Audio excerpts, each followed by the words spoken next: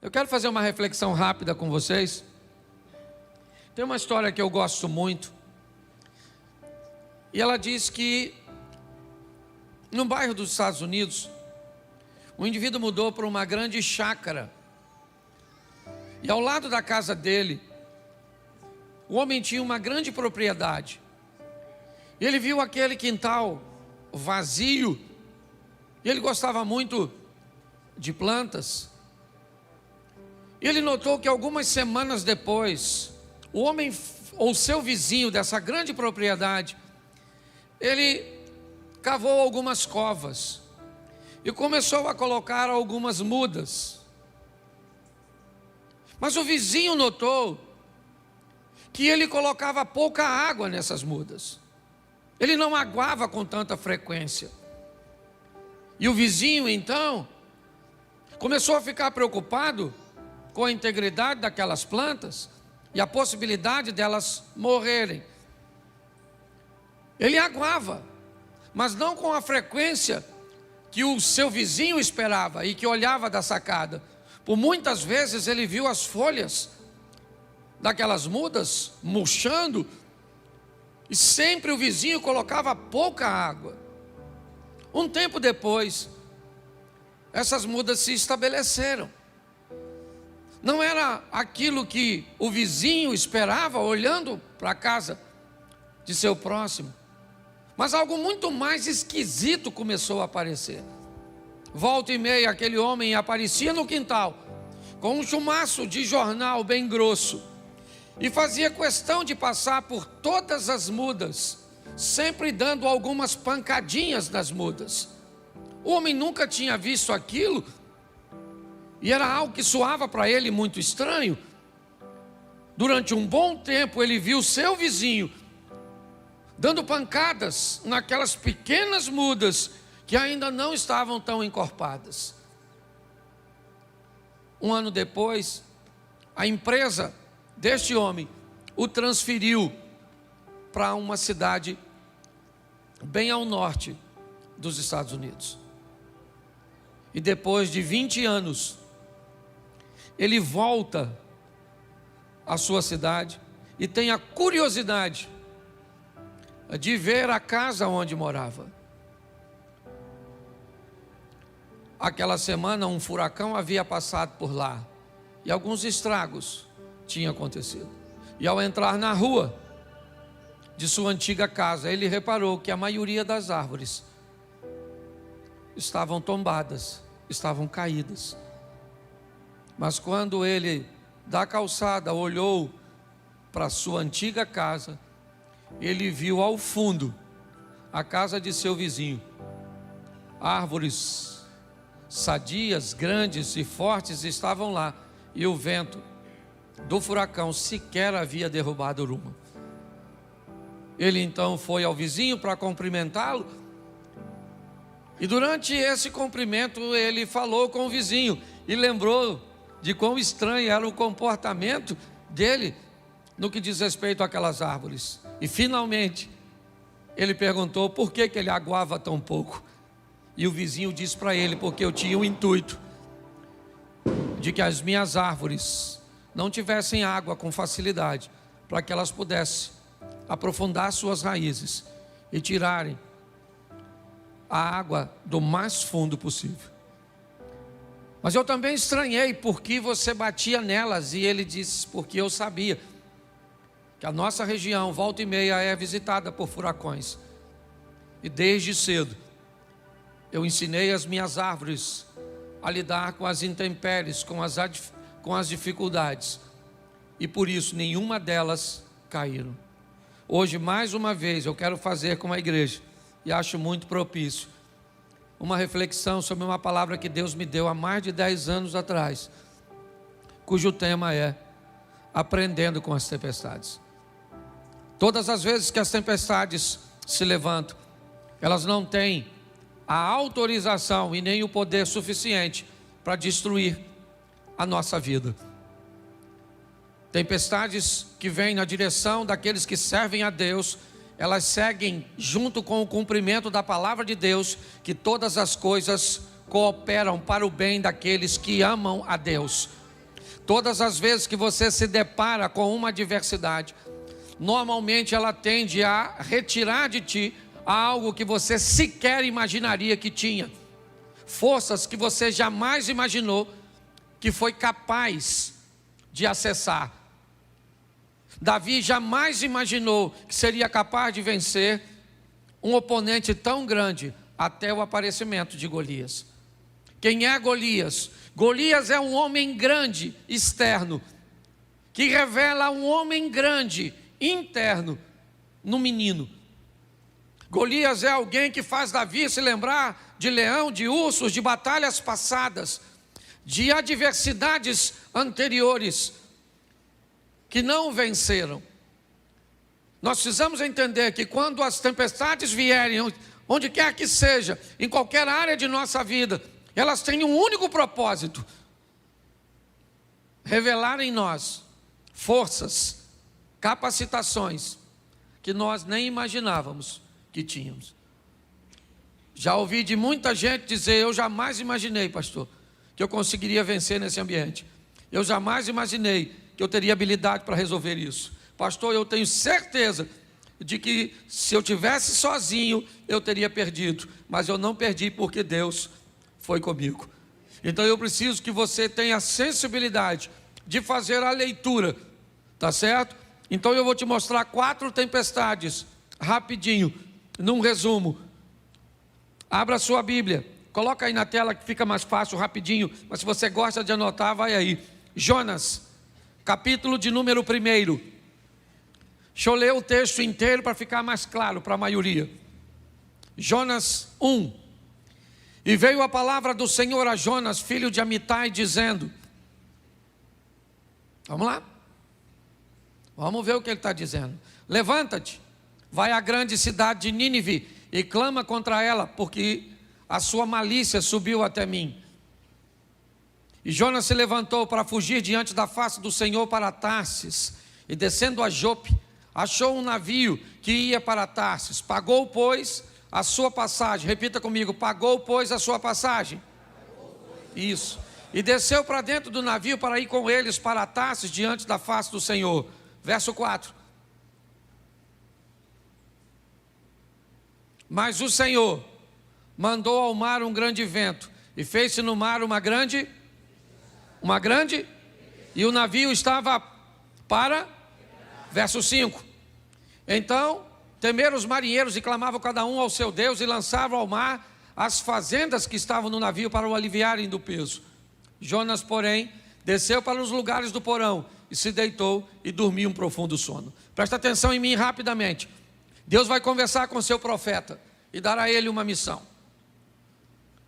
Deus manda Jonas ir a Nínive, uma cidade de um povo duro, que agia com mão forte, subjugava através das forças seus inimigos e muitas vezes sobrevivia, na maioria do tempo, de despojos de guerra. Deus diz a esse profeta: vai a Nínive e clama contra ela. Porém, Jonas não gostou da ideia de Deus. Não era agradável para ele frequentar aquele lugar. Não era agradável para ele ver aquele povo merecendo um arrependimento e uma transformação. Então Jonas resolve fazer o oposto. Ao invés de ir um pouco mais ao oriente para Nínive, ele prefere descer a Jope, certo? E no porto de Jope pegar um navio para ir para Tarsis, para a Espanha, para o lado contrário, no Mediterrâneo. Ali então, Jonas vai comprar uma passagem, vai entrar numa embarcação para desobedecer a Deus. O texto diz que enquanto ele está naquele navio, uma tempestade se levanta. E o que essa tempestade veio fazer? Essa tempestade tem uma missão. Ela quer conversar com alguém. E com quem? Com quem será que essa tempestade quer conversar? Com o mestre do navio, o capitão do navio. A tempestade quer saber por que ele vendeu o ingresso do seu navio para um desobediente. A tempestade quer saber por que é que ele deixou aquele cara entrar na sua vida, no seu ministério, na sua família, nos seus negócios. Porque tem tempestade que vem na minha e na sua direção com uma única função: denúncia. Dizer para mim e para você que esse tipo de gente, esse tipo de comportamento, esse tipo de negócios, esse tipo de alianças não podem fazer parte de nossa história. Essa é a mensagem que a tempestade vem.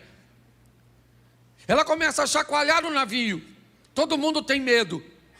E quem é que está trazendo aquela tempestade? Um desobediente? Se tem uma coisa que precisamos ter o máximo de sensibilidade para identificar, é quando Deus está tratando alguém. Quando alguém estiver sofrendo, por favor, antes de se meter no sofrimento dos outros, descubra que tem alguém que ama mais essa pessoa do que você. E esse alguém é Deus. Antes de ajudar alguém, pergunte a Deus se é para você fazê-lo. Porque quando você se mete na vida de alguém que Deus quer tratar defendendo a pessoa, você vira o capitão do navio. Ah, o cara quer me desobedecer? Quer, vou entrar no capitão. Deus falou, vou afundar. O capitão desobedeceu a Deus, sim ou não? Sim ou não? Não, ele nem profeta é, nem sabe de nada. Mas vendeu o ingresso do barquinho dele para o Jonas entrar. Eu não sei se você reparou, mas preste atenção nesse texto. Temeram os marinheiros e clamava cada um ao seu, e fazia o quê? O que eles faziam? Lê para mim. Jogavam fora as coisas de valor. Eles estão perdendo as coisas de valor, jogando fora do navio, quando fora do navio deveria estar o Jonas. Preste atenção, está assim de gente, perdendo o que não precisa perder, porque não tem coragem de jogar fora aquilo que precisa jogar. Nós precisamos ter a sensibilidade. A tempestade veio. O que ela está querendo? Afundar meu navio? O que é? Será que ela tem o cunho de denúncia? Então o que é? É meu comportamento? Tá bom. O que é? O que está acontecendo para que eu enfrente tudo isso? Eles começam a jogar fora e perdem o que não precisa perder. A tempestade para quando eles jogam a carga fora? Não. Então, o capitão do navio começa a vasculhar seu navio. Porque nem sempre o que vai te levar para o fundo é fácil de enxergar. Está diante dos seus olhos. Às vezes o que vai te levar para o fundo é aquilo que você nem percebe, que está escondido. Tem gente com um comportamento tóxico e nocivo e sequer é capaz de identificar porque tem aquilo. Às vezes precisa de um profissional da área psicológica. Eu vou falar para vocês, isso aqui ó, que eu tenho, é herança de uma depressão que eu tive. Foi muito forte. Eu fui para o sítio, eu não queria mais vir para a igreja, eu não queria tomar banho, eu não queria comer, eu não queria fazer nada. Estava cansado, sei lá. Troço doido. Se você já teve depressão, você sabe o que eu estou falando. Só que eu não sabia por que motivo. Aí minha esposa ligou para uma amiga, doutora Ilma. Doutora Ilma foi lá no sítio, ela e seu esposo, veio lá de Vitória, foi lá. Sentou e falou comigo, Cláudio, converse comigo tudo. Fala da sua vida. Eu falei, o que é que minha vida tem a ver com essa depressão? Está querendo é fofoca. E eu comecei a narrar minha vida para ela. Meu pai casou tantas vezes, me dava para uma família aqui, que me jogava para outra lá, que eu ia para outra lá, e que eu ia para outra lá, e que eu ia para outra cá. E aí, agora eu era pastor de igreja, e aí... Moral da história, ela descobriu que todas as vezes que alguém ia embora da igreja por qualquer motivo, eu sentia a dor da rejeição dos lares que me mandavam embora. Agora você pensa só, se eu não ia morrer com uma igreja que todo dia sai gente, chega gente, sai gente, chega gente, sai gente. Eu não sentia dor nenhuma porque quem chegava, só sentia dor porque quem ia. Quando eu identifiquei o miserável do Jonas, aliás, nem fui eu, fui ela. Quando ela falou: Cláudio, você não... Aí, o que você faz? Eu falei: o quê? Eu tenho o prazer de construir. Ela falou: e o que você sente depois que constrói? Vontade nenhuma de entrar no lugar onde eu construí. Olha que loucura. Aí ela me disse: sabe o que é isso, Cláudio? Você só constrói para mandar uma informação para você mesmo, que ninguém nunca mais te manda embora daquilo que é seu. Mas é só você terminar de construir que você não quer entrar e você vai construir outra coisa. Menino, pensa numa cura instantânea. Eu falei: é isso? Ah, então tá bom. Me deu algumas ferramentazinhas e eu fiquei bom. Porque se você não sabe o que te leva para o fundo, às vezes é aquela mágoa, aquele ressentimento, aquela decepção. Lá em 1945, assim que a guerra acabou, e você guarda isso dentro de você. Você conhece alguém assim? Porque tem gente que parece cemitério de coisa ruim. Pois bem, tem tempestade que só vem para denunciar que tem algo dentro de você que precisa sair. Pegaram o Jonas e levaram para fora. E falou: Jonas, quem é tu? Ele falou: eu sou hebreu, desobedeci a Deus e entrei no seu navio. Ele falou: pô, cara, tanto navio para tu entrar? Tu entrou justamente no meu, mas o seu que deu para comprar o ingresso. Sabe o que é mais interessante dessa história? É que o Jonas disse que o problema era dele, ou era ele, mas ele pulou? Sim ou não? Porque o problema não vai embora sozinho. Se tem uma coisa que um problema ama, são pessoas adaptáveis. Pensa num lugar onde o problema gosta de se estabelecer. É naquele casamento onde as pessoas se adaptam com facilidade. É na vida daquelas pessoas que são altamente adaptáveis. Porque pessoas que se adaptam não costumam mudar de vida. Elas se adaptam. O Jonas falou: o problema sou eu, mas eu não pulo. Vocês que têm que me jogar fora. Você está entendendo? A decisão é sua. A tempestade aparece, diz onde o Jonas está. Você sabe que é o Jonas, mas a hora de jogar ele fora dá uma dó. Por quê? Porque às vezes o Jonas é só namorado. O Carlos. Mas você já tem 35. Só sobrou o Carlos. Você já está naquele dilema: aquele que vier a mim, de maneira nenhuma o lançarei fora. Pastor, se não for o Carlos, quem vai ser? Está assim de gente, que quando chega a hora que necessita tirar algo ou alguém da sua vida, fica com dó, com pena, de tirar aquele funcionário, de remover aquele amigo, de mexer no distanciamento daquele parente. Às vezes quem vai levar para o fundo, ser para o fundo, é sua mãe.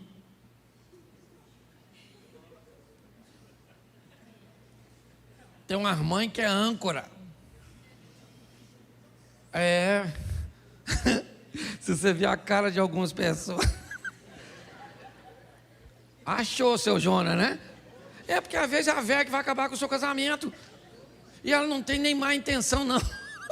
Ela é só um instrumento do inimigo, que nem trabalha full time, às vezes é freelance.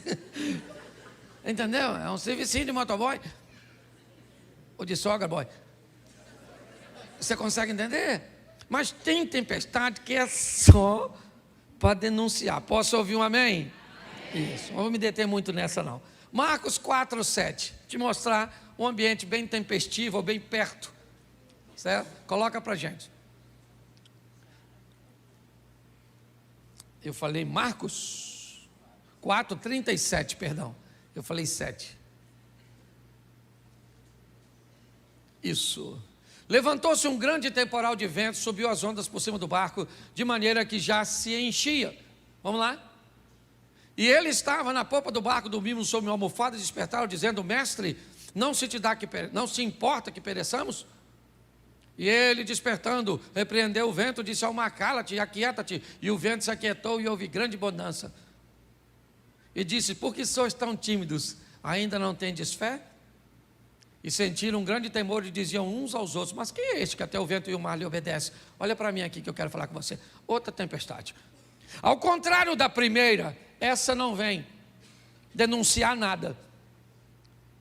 Porque nem todas as tempestades trazem consigo a mesma missão. O que essa tempestade quer? Vamos lá. Jesus diz aos seus discípulos: vamos para o outro lado. Vamos para o outro? Isso. Assim que Jesus diz isso, ele entra no barco e vai dormir. Mas antes de dormir, ele disse o quê? Passemos para o outro. E ele foi. Mas ele disse o quê? Enquanto você não falar, eu não paro.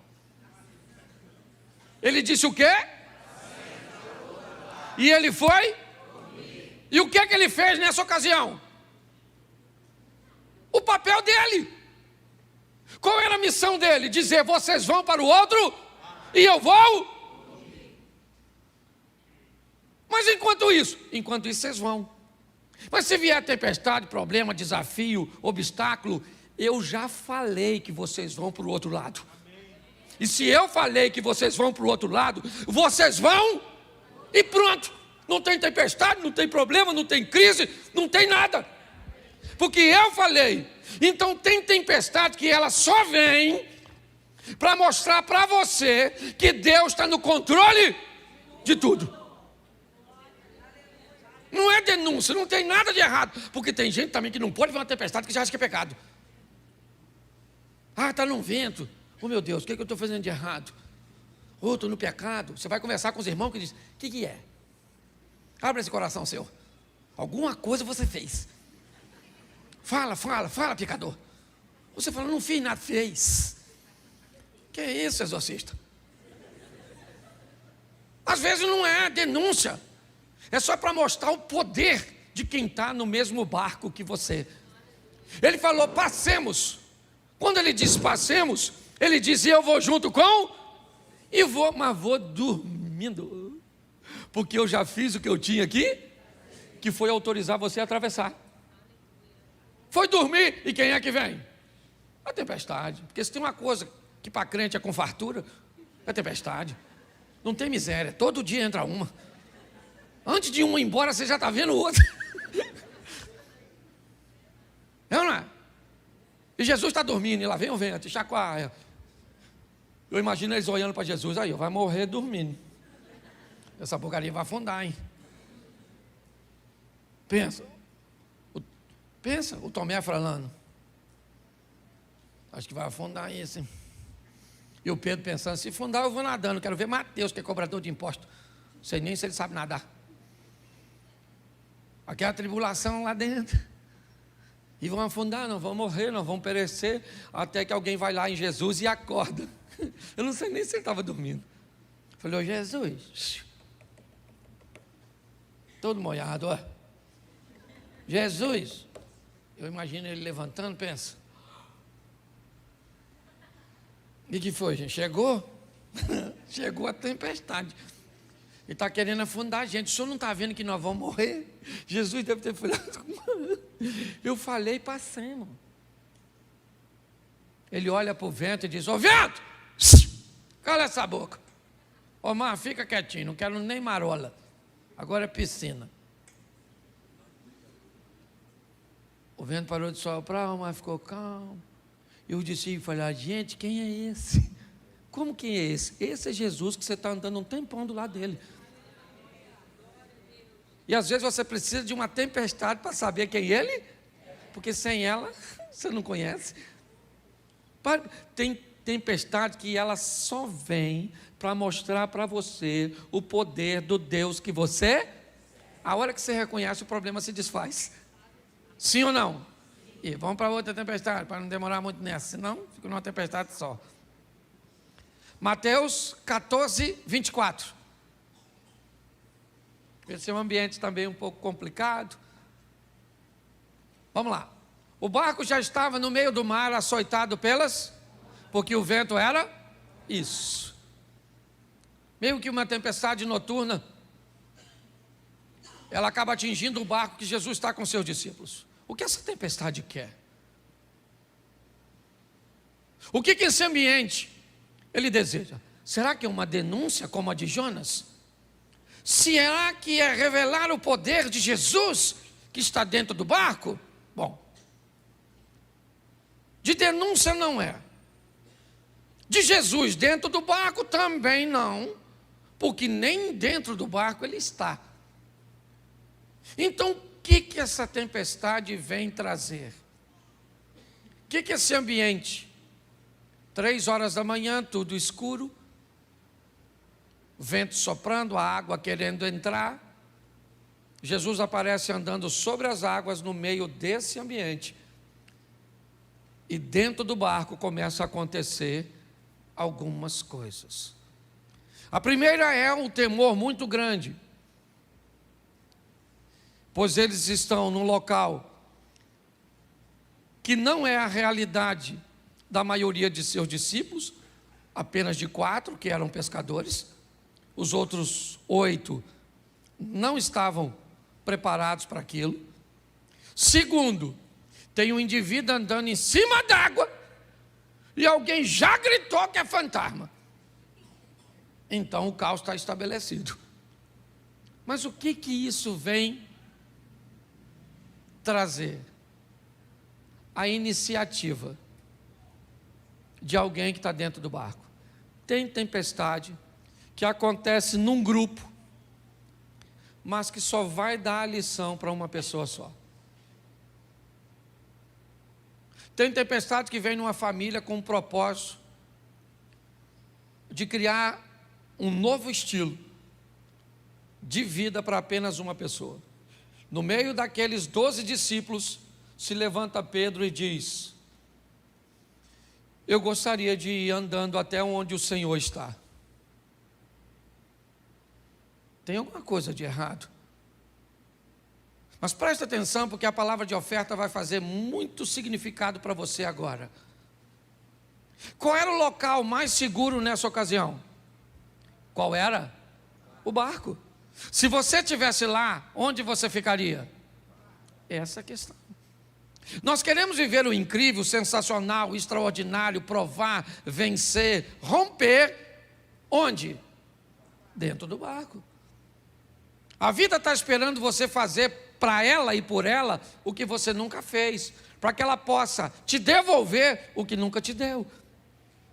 Quando Pedro diz, eu quero ir aí fora, Jesus era para dizer, não. Não tem nada aqui, Pedro. O que você quer vir fazer aqui onde eu estou? Se eu estou indo para aí. Mas Jesus disse para Pedro, vem. Vem, Pedro. Viva seu milagre e dê uma lição em todos os outros que não têm coragem de sair do barco. Tem tempestade que só vem para mostrar para você que você é capaz de viver e mostrar para quem está perto de você que se tivesse coragem de agir, viveria a mesma coisa. Por isso que a Bíblia diz que nós somos sal e luz, porque o nosso estilo de vida precisa inspirar outras pessoas. Tem tempestade que só vem para isso. Qual é a finalidade dessa tempestade? Criar em Pedro um posicionamento, uma postura. Pedro sai do barco, vai andar com Jesus sobre as águas. E quando ele volta para o barco, quem está dentro do barco diz o quê? Vamos lá. Bota o 25. Vamos embora?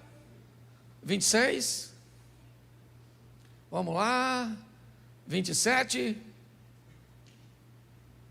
vamos embora?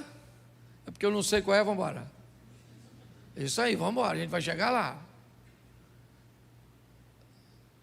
Vai embora. Já está no último? Tem o 32? 33? Então aproximaram-se os que estavam no barco e adoraram, dizendo... Qual é a diferença entre esses caras e Pedro? É que Pedro descobriu que Jesus era o Filho de Deus, enquanto ele estava fora do barco. Vamos imaginar um culto desse, depois dessa passagem? Vamos supor agora que eu chamasse os discípulos de Jesus, subam aqui os 12, e todos viriam aqui em cima, e eu desse o microfone para eles, e eles dissessem para todos vocês como testemunho: gente, esta semana nós vimos 2 homens andando sobre... Pedro poderia dizer, presta o microfone aí, só para ficar claro, gente, um dos 2 era eu, e o outro era Jesus. Tudo ficou. Você consegue entender isso? Tem tempestade que ela vem para mim e para você, com a oportunidade de vivermos o incrível, o sensacional, de andarmos sobre as águas, de ultrapassarmos os problemas. Vamos para a última, e eu termino aqui? Vamos embora. Atos dos Apóstolos, a pior das tempestades, capítulo de número 27, verso 18.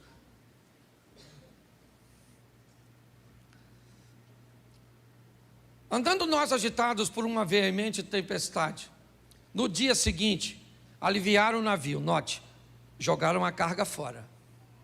Ao 3º dia, nós mesmos, com as próprias mãos, lançamos ao mar a amarração do navio.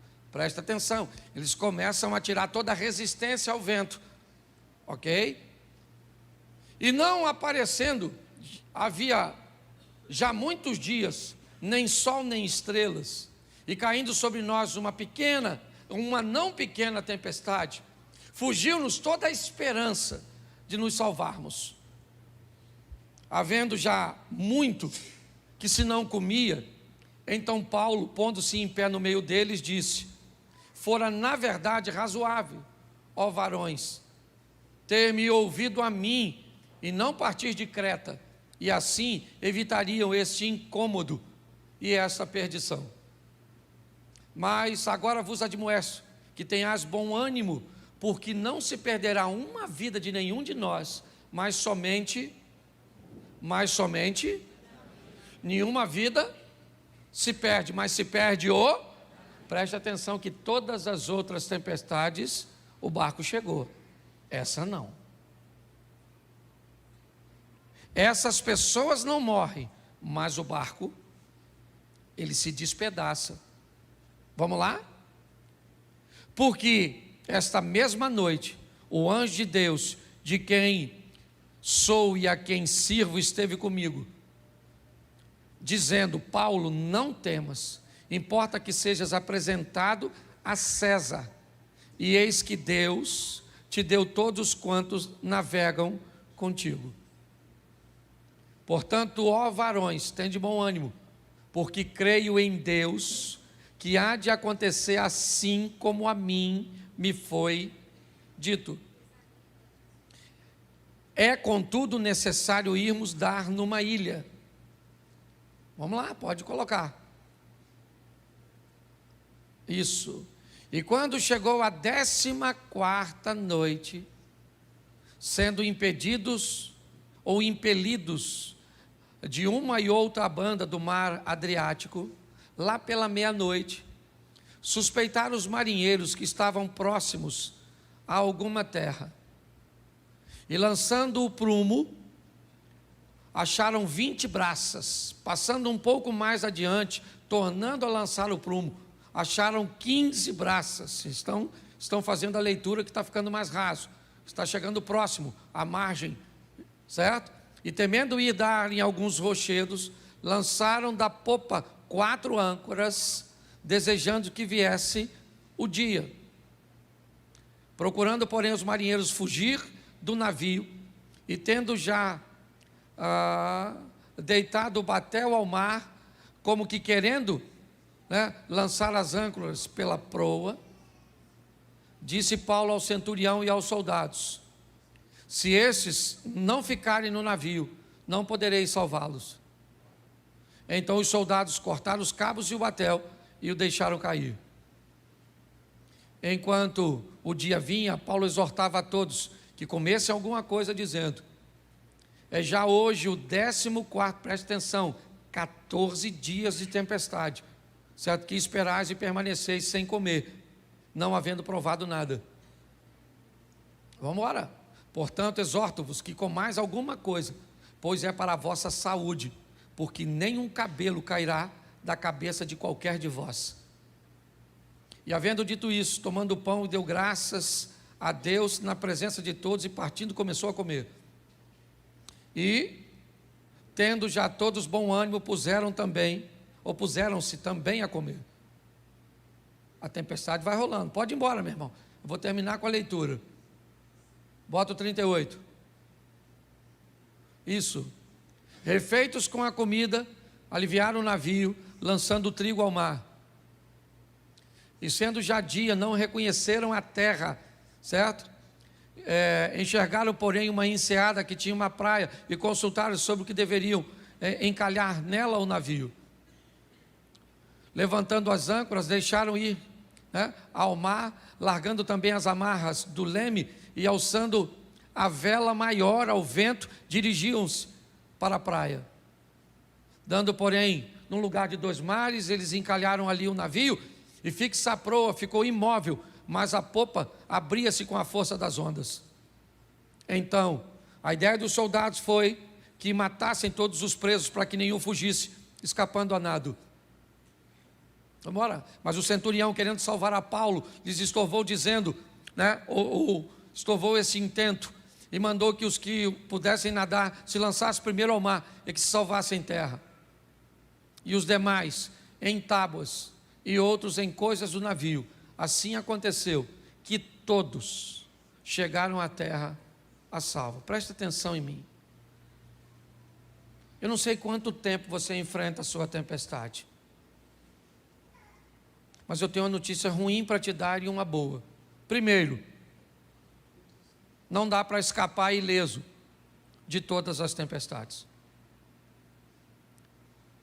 Eu não sou nenhum tolo, e já vi tempestades acabar com o casamento. O homem consegue sobreviver ao divórcio, e a mulher também, e refazer sua vida, mas aquele casamento destruiu. Eu já vi doenças serem capazes de matar o corpo, mas não ter força o suficiente para matar a alma. Eu já vi negligência de pais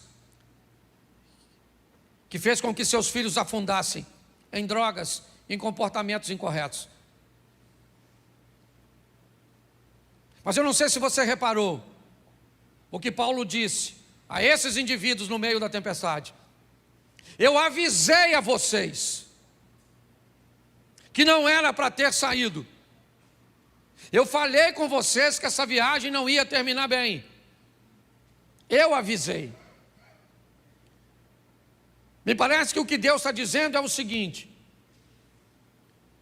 eu estou sempre buscando uma maneira de alertar vocês. Mas está aí, beleza, nenhum, todos, tábuas, coisas do navio, tudo aquilo que flutuava, se tornou um ambiente onde eles pudessem se apegar. É verdade, mas o navio afundou. O navio não chegou. Infelizmente, tem tempestades, irmãos, que vai afundar seu casamento. E sabe por que vai? Porque você não escutou as orientações. Vai falir sua empresa. Vai matar seu corpo.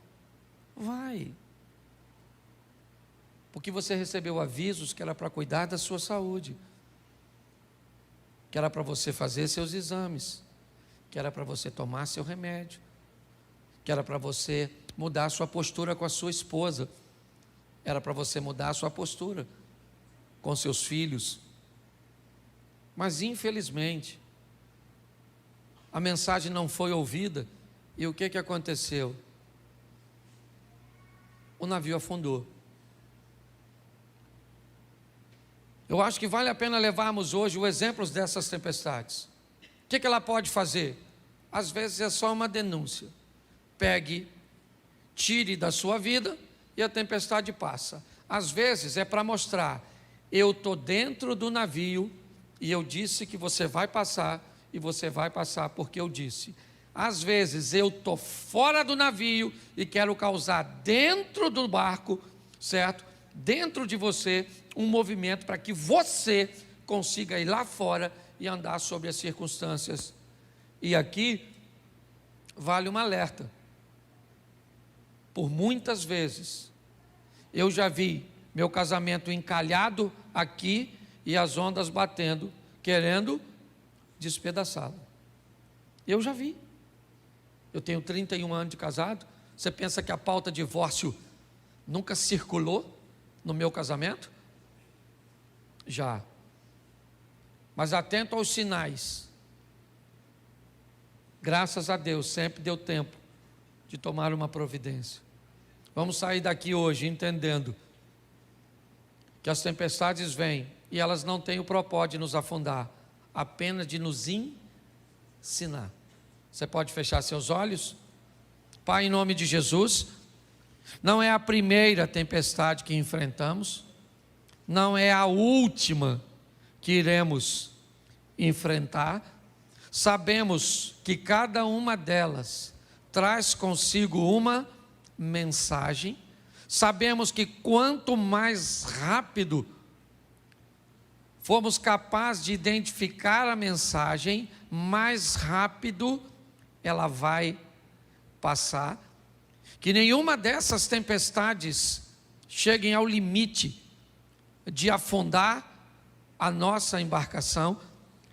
Continue conosco, Senhor, pois a tua misericórdia fez com que em todas essas tempestades, seja a de Jonas, seja a de Marcos capítulo 4, a de Mateus capítulo 14, ou a de Atos dos Apóstolos. Por isso, continua conosco, Senhor, nos dando forças para vencermos as nossas tempestades, ou as tempestades que vêm sobre nossa vida. Continue conosco, Senhor, que vem aí a próxima tempestade, e que mais uma vez nós consigamos vencê-la e aprender com ela. Leva-nos aos nossos lares, guardado por tuas mãos poderosas, para vivermos a melhor semana de nossas vidas. Que seja uma semana de boas notícias, que seja uma semana de bons negócios, que seja uma semana de vitória. Te damos graças por tudo, em o nome de Jesus. Você pode dizer amém? Amém. Que Deus te abençoe.